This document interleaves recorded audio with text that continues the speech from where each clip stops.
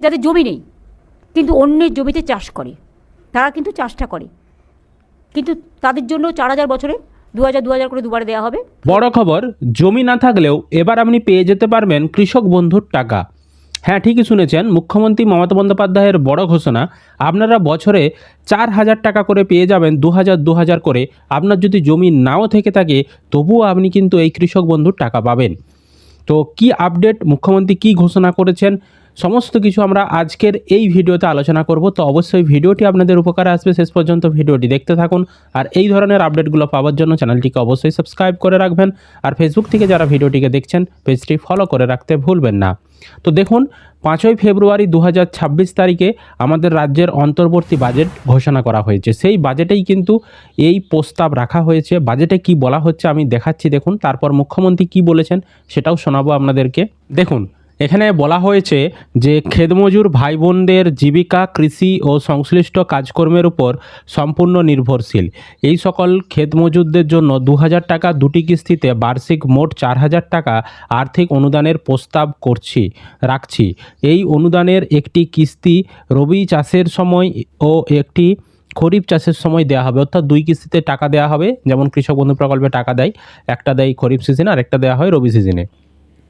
যে সকল খেতমজুরদের নিজস্ব কৃষিজমি না থাকায় কৃষক বন্ধু নতুন প্রকল্পের সুবিধা পান না বা যারা ভাগচাষী হিসাবে নথিবদ্ধ নয়, সেই সকল যোগ্য খেতমজুররা এর আওতায় আসবেন, তারা টাকা পাবেন। তাদের একটি তথ্য ভাণ্ডার বা ডাটাবেস তৈরি করা হবে।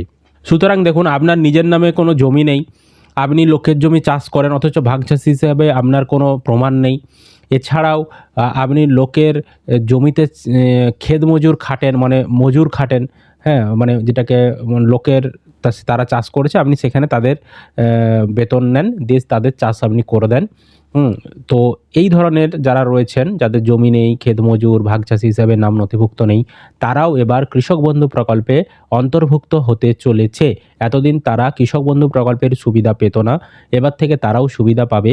তো মুখ্যমন্ত্রী মমতা বন্দ্যোপাধ্যায় এ বিষয়ে কী বলেছেন আমি একটু ক্লিপটা শোনাচ্ছি, দেখে নিন। আগেই আমরা কৃষক বন্ধু 10,000 টাকা করে দিই, যার 1 একরের বেশি জমি আছে, যার তার অনেক কম, তারা 4,000 টাকা করে পায়। এবং আজকে ক্ষেত মজদুরটাকে সংযোজন করা হলো। এটা একটা বলতে পারেন, এটা একটা বিরাট পদক্ষেপ। বিশেষ করে অনেকে আছে যাদের জমি নেই কিন্তু অন্যের জমিতে চাষ করে, তারা কিন্তু চাষটা করে, কিন্তু তাদের জন্য 4,000 বছরে 2,000 করে দুবারে দেওয়া হবে রবি আর খরিফ মরশুমে, সেটাও করা হয়েছে। তো দেখতেই পাচ্ছেন, মুখ্যমন্ত্রীও তিনিও কিন্তু বলেছেন। তো এর আবেদন যখন শুরু হবে, কিভাবে আবেদন করতে হবে, হ্যাঁ, এই সমস্ত বিষয়গুলো নিয়ে আমরা আপনাদেরকে তখন বিস্তারিত ভিডিও দিয়ে আবারও জানিয়ে দেব। তো এটা এই বাজেটে যেহেতু ঘোষণা করেছে, এখনও সরকারি এই বিজ্ঞপ্তি এই বিষয় নিয়ে এখনও প্রকাশ করেনি। যখন প্রকাশ করবে আমরা আপনাদেরকে সেই নিয়ে সমস্ত গাইডলাইন, আবেদনের পদ্ধতি, কী কাগজ লাগবে বিস্তারিত আলোচনা করে দেবো। তো সরকারের এই পদক্ষেপ আপনাদের কেমন লাগলো অবশ্যই কিন্তু কমেন্ট করে জানাবেন।